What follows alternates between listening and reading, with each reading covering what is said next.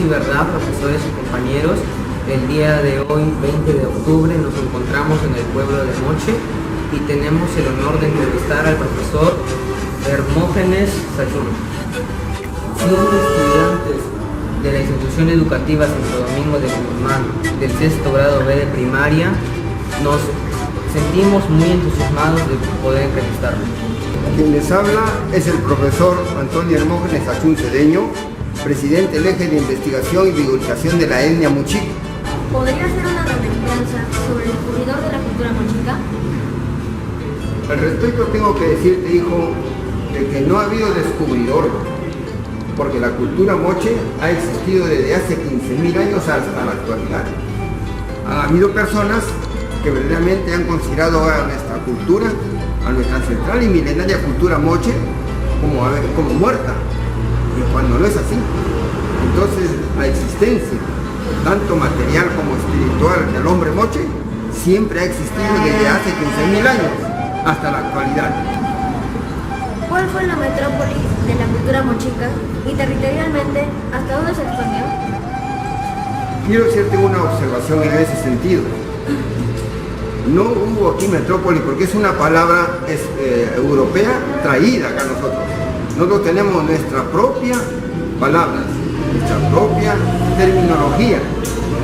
Entonces, el centro donde nació nuestra cultura moche fue en las tierras de Portachuelo, en las tierras de Chanquín Alto y Lucumuy, que se encuentran prácticamente en las faldas tanto de Cerro Blanco, mal llamado Cerro Aprista, como la actual centro de veneración al dios Sol, como centro de veneración a la diosa Luna, mal llamada Huacas.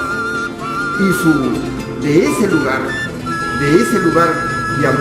donde nació la cultura moche como etnia, prácticamente se dividió posteriormente en el año 200 antes de Cristo al 800, que fue la época de apogeo de la cultura moche. Se dividió en 4 principalados, o sea, territorios, al mando de un principal. El esencial fue el principalado de Much, M-U-C, que significa veneración, adoración. Como el tiempo ha transcurrido y se ha modificado la V, ¿no? Y la Che se ha puesto E. Entonces, la palabra moche es prácticamente la derivación de ese principalado llamado Much. El segundo principalado fue el de Guatape, que fue prácticamente la toma de donde se captaba el agua que venía de la parte altoandina, mal llamada sierra, y salía de ese lugar de Guatape 4 canales de irrigación o canales de regadío, que fueron para Moro, fue para Vichanzao, fue para la Mochica y la General que pasa por aquí. Luego tenemos que en esa época de apogeo, el hombre moche prácticamente, conforme iba creciendo su población, iba aumentando y comienza a existir el principalago de Cauchán, el actual Trujillo, el principalago de Vichanzao, que abarcaba hasta Cerro Salaverde, y el principalago de Much, que se extendió hacia la parte oeste. Esto permitió de que con el tiempo, a partir de más o menos de 800 después de Cristo, llegó hasta la actual, abarcó los 9 actuales departamentos de la parte norandina y oriental del actual Perú, como son Ancash, La Libertad, Piura, Chiclayo, Oveyeque, Piura, Tumbes, Cajamarca, Amazonas, San Martín y Loreto. Esa fue la extensa región norandina y oriental del Perú, que abarcó la cultura moche, en donde existió prácticamente toda la parte norte, era mochica.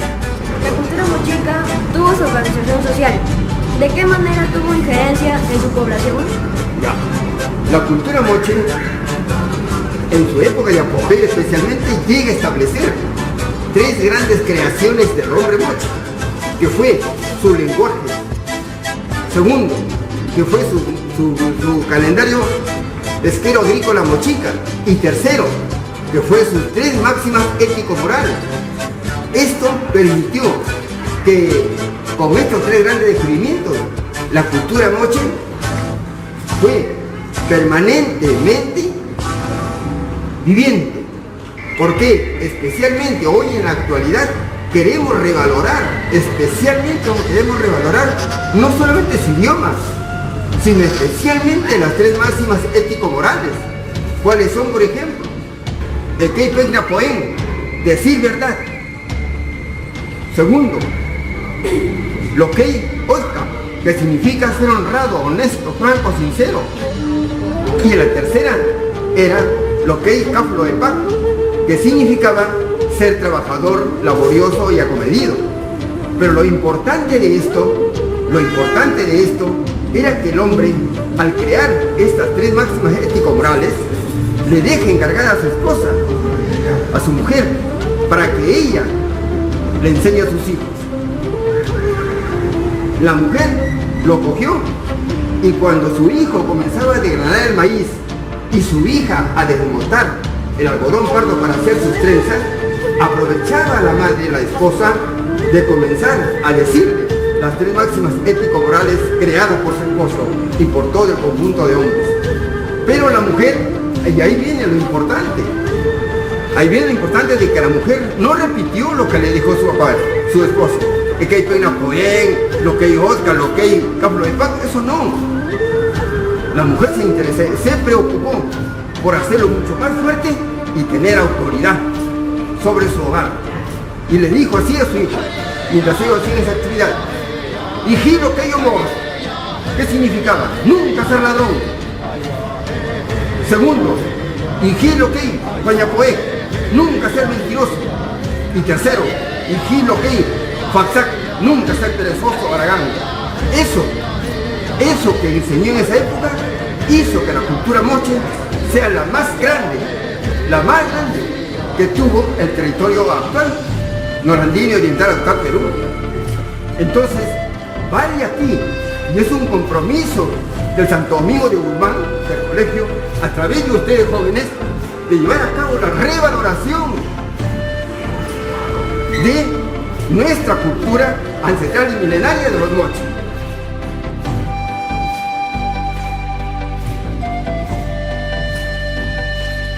Se dice que la cultura mochica fue politeísta. ¿Quién fue su deidad principal? Mira, el hombre moche, tan pronto se estableció como cultura regional mochica, el año 800, antes de Cristo al 800, prácticamente se dio cuenta de que su existencia de toda la sociedad mochica dependía de tres divinidades, de tres factores, podríamos decir: la tierra, el agua y la luna, a través de sus estrellas, las siete cabrillas o Pléyades. Eso prácticamente lo llevó a que, viendo la necesidad que le brindaba la satisfacción de su necesidad, le brindaba la tierra, el agua y la luna, prácticamente los hizo sus divinidades, sus deidades. Y eso va a permitir que el hombre moche tomase la palabra la diosa luna, la diosa tierra y la diosa agua. Imagínate tú vivir en esa época con tres divinidades, tres deidades que eran indispensables para que la cultura moche nunca y por siempre existiera. Por eso es que estas tres deidades llevaron a que el hombre moche estableciera su calendario pesquero agrícola mochica, lo cual significó vaso fundamental para que España, cuando vino en 1535 acá, empezara a reemplazar las deidades de los mochicas por las deidades religiosas o cristianas. Por ejemplo, el hombre moche rindió mucho homenaje a la tierra, al agua y a la luna, y comienza él, su año, lo comienza a tener desde el 3 de julio. Esa es la fecha de inicio. Comenzaba la primera gran siembra en todo el territorio mochica. Cuando vino el español, encontró eso que los hombres moches comenzaron a adorar, a rendir homenaje a la tierra, al agua y a la luna. Entonces, ¿qué cosa hizo el español? El español hizo inmediatamente sancionar a aquellos que seguían esa ancestral y milenaria religiosidad. ¿Y cómo lo castigaban? Con el llamado Tribunal de Santa Inquisición que hubo en el actual convento o salón parroquial. Ahí castigaba, sancionaba y mataba al mochica. Entonces, el español logra reemplazar a esa fecha del 3, que era rendición a la divinidad de la tierra, al agua y a la luna, lo reemplazó. ¿Por qué imagen? Por el llamado por Jesucristo. Luego viene julio, agosto, septiembre, 3 meses que la planta desarrollaba y se encontraba en el mes de octubre como en este mes y llevaba a cabo la primera gran cosecha mochica. ¿Cuándo era su día central? El día 22 de octubre. O sea que pasado mañana estamos prácticamente en el día central. ¿Y qué sigue el día central? La Inicú, la doncella, en este caso puede ser tú, una mujer muy inteligente y muy hermosa, era la que prendía una ritualidad a la madre tierra, a la madre agua y a la madre luna. El español no le agradó y lo reemplaza. Lo reemplaza el 22 de octubre, fíjense, el día de la segunda gran cosecha, el día central, lo reemplaza por el llamado, y con el respeto que se merece la iglesia, lo reemplaza por Cristo Rey, que después empezó a llamarse el Señor de la Misericordia. Lo que en Lima estamos prácticamente celebrando el Señor de los Milagros. Luego también tenemos que viene el mes de noviembre, y el mes de noviembre el mochica empezaba a hacer limpieza de todo el territorio norandino y del Perú. Empezaba a limpiar los canales de regadío, empezaba a limpiar los terrenos donde iba a sembrar, y además comenzaba a seleccionar las semillas que iba a utilizar en la segunda gran siembra. Y empieza el mes de diciembre, esperando el agua que viene, el agua nueva que viene de la parte argentina, mal llamado sierra, mal y todo estaba limpio y listo para comenzar a sembrar. Y comienza en diciembre, enero, febrero, marzo y abril, 5 meses comienza a sembrar. Y viene el mes de mayo. Pero antes de eso, en el mes de diciembre, que comienza la segunda gran siembra, ¿cuándo comienza? En diciembre.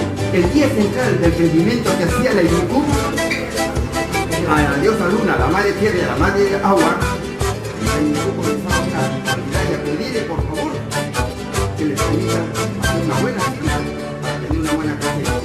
El 13 de diciembre, el español lo coge esta fecha. ¿Y qué provoca?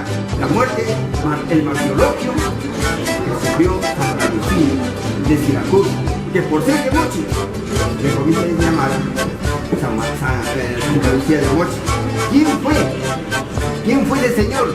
El doctor Gregorio González de Cuenca, que era prácticamente el hijo del cacique de Santiago de Campo, fue el señor Cajahuamán. Entonces empezamos diciembre, enero, febrero, marzo y abril, 5 meses de que la planta germinaba, se desarrollaba y venía la segunda gran cosecha, todo el mes de mayo. El día central, donde la Inicú le reentregaba lo mejor producido, la madre luna, la madre tierra y la madre agua, era el 15. El 15 de mayo, el español cogió esa fecha y ¿qué colocó? Colocó el nacimiento de San Isidro Labrador. Entonces, todo el calendario pesquero agrícola mochica sirvió de base y fundamento para el actual calendario religioso de la iglesia. ¿Qué restos arqueológicos de la cultura mochica forman parte actualmente del patrimonio nacional? Los restos arqueológicos que forman parte de toda la cultura mochica, el sol, la casa de nación al sol y la casa de nación a la luz. Imagínate que esa es una casa. El camino mal llamado camino real, nosotros nunca hemos tenido reales. El camino troncal era prácticamente lo que llevaba al centro de nación del sol y al centro de nación de la luna. La entrada, como siempre se acostumbraba aquí en Moche por tradición, era el hombre. El sexo masculino se encontraba en todo el ingreso de su casa. Quien quería entrar debía pedir permiso al sol para poder entrar a ver a la luna que se encontraba en la parte final, es decir, en la cocina, cerca al mal llamado cerro alto.